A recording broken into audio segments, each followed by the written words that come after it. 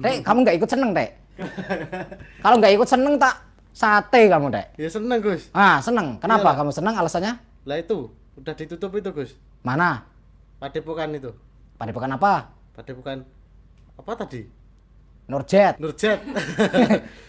Ah, Udah terbongkar. alhamdulillah. Sahabat-sahabat, jadi saya sedihnya begini. Kenapa sih tidak mendengarkan suara saya 2 tahun yang lalu?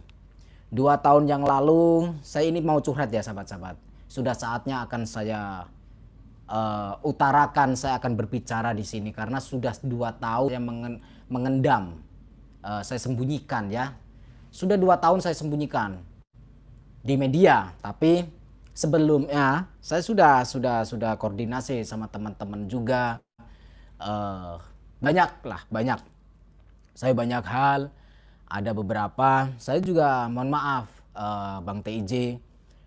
Sebetulnya saya sama beliau juga baik dan saya sering komunikasi sama beliau, sama Mas Marcel pesulap merah. Saya juga sebelum Marcel alias pesulap merah ini datang ke Blitar, saya sudah komunikasi dulu, saya sudah kasih saran-saran dan sebagainya. Dan di sini 2 tahun yang lalu saya sowan kepada Abah Yai Romo Yai,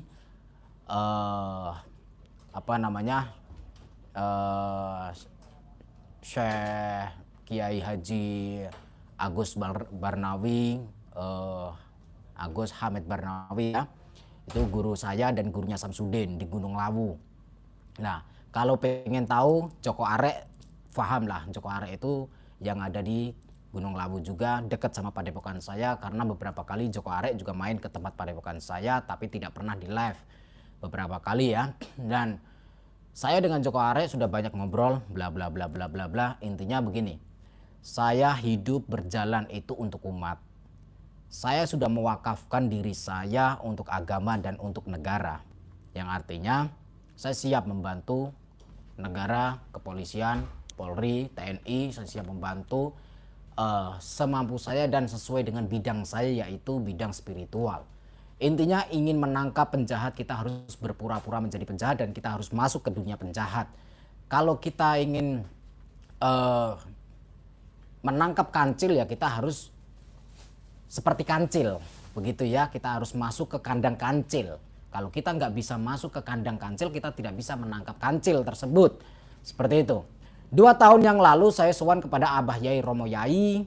Saya sowan, saya bertanya, Abah Yai, ada saudara saya Udin Brewok yang nggak pernah dicukur brewoknya, mungkin nggak punya silet, nggak punya kerokan brewok, atau mungkin punyanya kerokan teng. Nah, saya bertanya sama Romo Yai, sama Abah Yai, A sampai Z saya ceritakan bahwa pengobatannya pakai trik-trik dan sebagainya, kelapa, keluar air tanah, keluar darah, keluar paku, keluar beling, keluar rambut, keluar kawat, keluar jarum dan sebagainya. Saya praktekkan di depan Romo Yai, saya praktekkan dan Romo Yai kaget. Ini benar gak?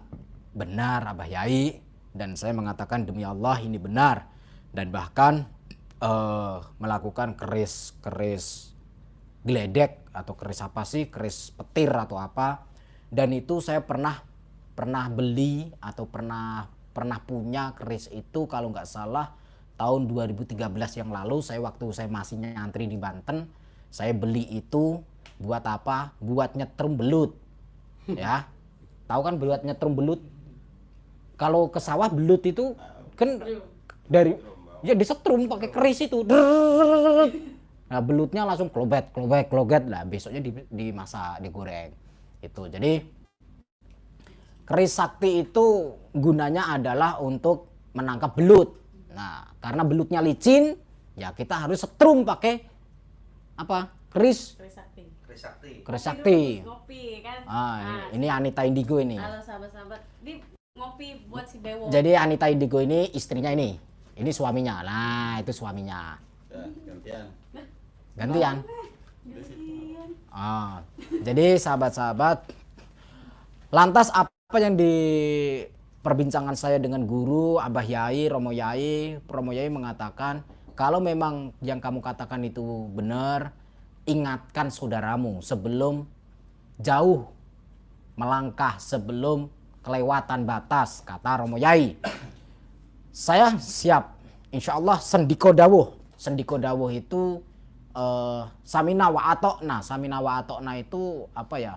Menjalankan perintah apa yang dikatakan guru. Jadi guru memerintahkan saya untuk menegur atau mengingatkan si Udin Brewo ini. Saya telepon 2 kali, tidak diangkat. Saya chat WA, WhatsApp beberapa kali, dan pernah 2 kali untuk supaya mampir di rumah saya, ternyata tidak mampir dan bahkan nomor saya diblokir. Itu yang pertama ya, yang sebagian permasalahannya. Terus saya mengingatkan, Kang, kita sudah terkenal, kita sudah viral di YouTube, sudahlah, nggak usah bermain-main trik-trik seperti itu. Tugas kita hanya mendoakan umat, mendoakan orang yang sedang sakit ingin sembuh, nggak perlu dimintain uang. Toh juga orang yang datang ke tempat kita pasti akan memberikan amplop. Mereka punya rasa welas asih. Karena mereka masyarakat yang datang ke tempat padepokan kita itu ingin berobat dan ingin jumpa, ingin ketemu sama kita. Nah, secara tidak langsung mereka akan mengeluarkan amplop walaupun kecil ataupun banyak. Kita tidak tahu, yang terpenting kita terima dengan lenggowo, kita terima dengan ikhlas. Nah, tapi tidak pernah didengarkan cerita saya ataupun penjelasan saya ataupun teguran saya tidak pernah didengarkan. Bahkan si Udin Brewo pernah mengatakan di depan spiritual yang lain seperti Gus Idris pernah waktu membantu si Udin Brewo melawan nenek-nenek penyihir, nenek-nenek siluman, nenek-nenek salmon kalau saya mengatakan ya, nenek-nenek salmon karena pakai wig. Pakai wig putih. Masa rambut ubanan kok rambutnya warnanya silver? Kan nggak mungkin. Nenek milenium. Memang aluminium. Nelly Gus. Nelly apa Nelly? Nenek lincah. Nenek lincah. Wah, ini pinter ini. Nelly, nenek lincah. Nah, jadi si Udin Brewo ini pernah mengatakan di depannya Gus Idris, bahkan di depannya beberapa spiritual mengatakan si GNS Nur Samsun itu haram datang ke padepokan saya. Mohon maaf, cuy. Nah, saya tidak sudi datang ke padepokannya dia juga. Mohon maaf. Kenapa? Sebelum dia mengatakan seperti itu, saya HP-nya dibuat live ini. Saya ada buktinya sahabat-sahabat. Jadi Pak Nur Amin, kalian pasti pernah dengar warga Blitar, khususnya warga Blitar, Harjowinangun, Harjowinangun atau Harjowinangun ya, kurang lebihnya seperti itu. Mohon diralat ya sahabat-sahabat kalau salah.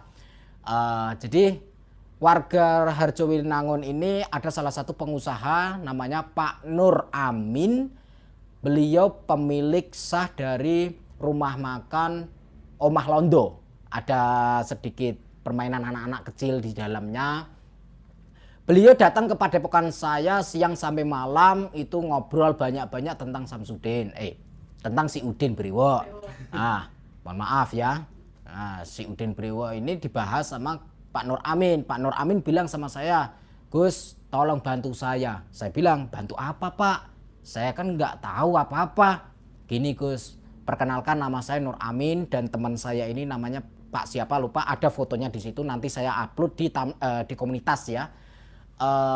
Beliau mengatakan, Gus tolong jangan direkam ya, ini saya pengen curhat.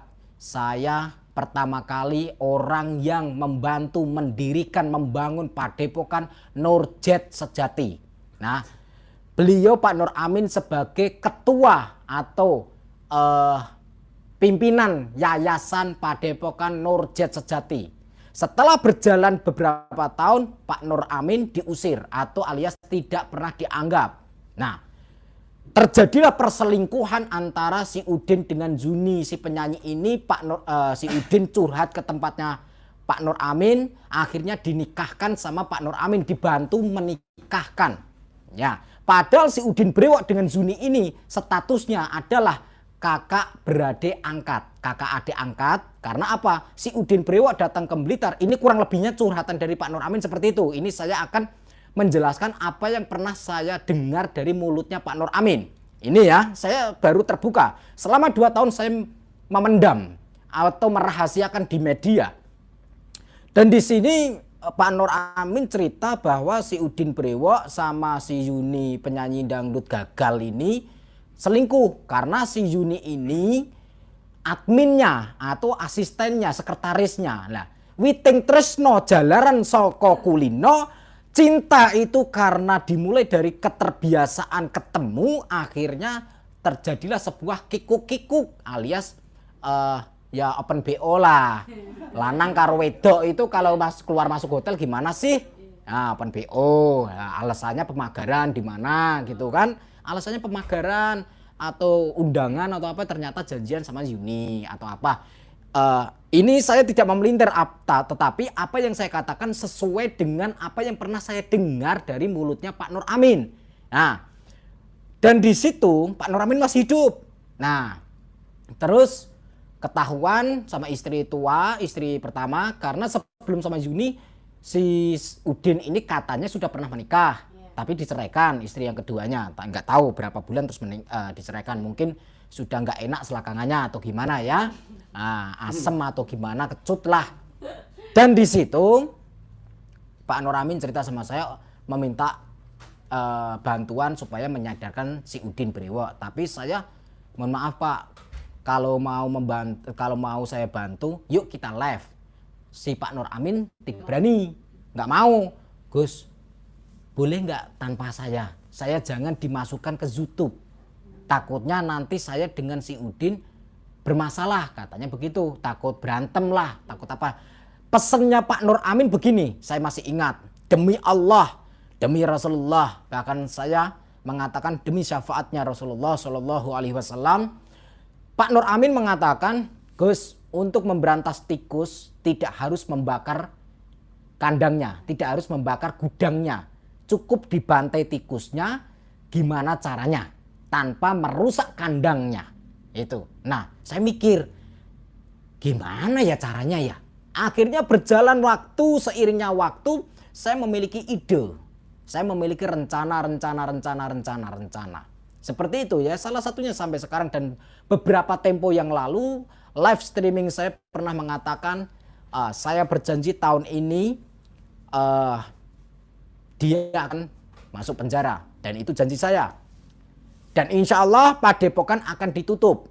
Nah, itu janji saya. Insya Allah tahun ini ya, tahun ini kita buktikan ya, sahabat-sahabat, kita buktikan. Saya mengucapkan, memberikan apresiasi kepada saudara saya pesulap merah, Marcel.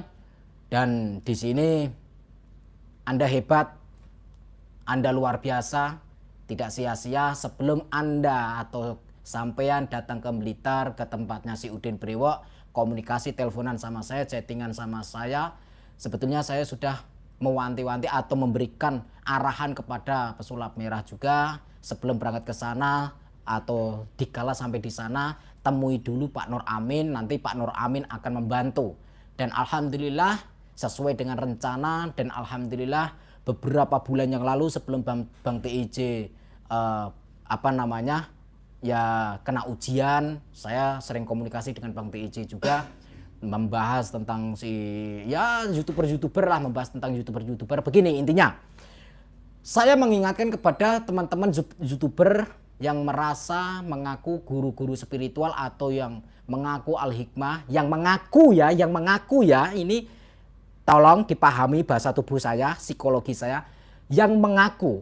Nah, ingat, gerbek dukun settingan terserah, silahkan. Tapi jangan pernah cabul, jangan pernah memeras masyarakat, jangan pernah menipu dalam pengobatannya. Medis katakan medis, non medis katakan non medis. Kalau tidak ngerti dunia santet, jangan mengatakan tentang santet, ya. Jadi realitas saja lah, realitas saja. Gerbek dukun maupun real, ya katakan settingan. Settingan katakan settingan. Seperti halnya saya sudah ratusan kali saya mengatakan saya gerbek dukun itu settingan, semua hiburan, suka ditonton, kalau tidak suka nggak usah ditonton, ya. Kalaupun tujuan saya dipertanyakan, tujuan saya adalah memberikan hiburan dan mengedukasi, di mana di tayangan itu kalau ada positif ambil saja, kalau ada negatif buang, Sesuatu yang jelek buang, sesuatu yang baik ambil, ya. Sesuatu yang jelek seperti halnya contoh karakter saya buat-buat sombong. Sebetulnya kalau sifat sombong itu saya buat-buat, saya acting. Jadi supaya apa? Lain dari yang lain. Saya tidak mau sok sopan, sok santun, ternyata ya sinting gitu ya. Saya pengen apa adanya. Penampilan preman seperti ini. Dan alhamdulillah malam ini saya sudah sampai di Indonesia, saya sudah sampai di Jakarta. Alhamdulillah saya disambut sama teman-teman di Jakarta juga, dan sahabat-sahabat, saya pengen istirahat semalam di sini. Besok saya akan pulang. Mungkin saya akan melakukan kegiatan grebek dukun lagi. Anggap saja settingan, nggak apa-apa. Yang penting kalian terhibur, ya.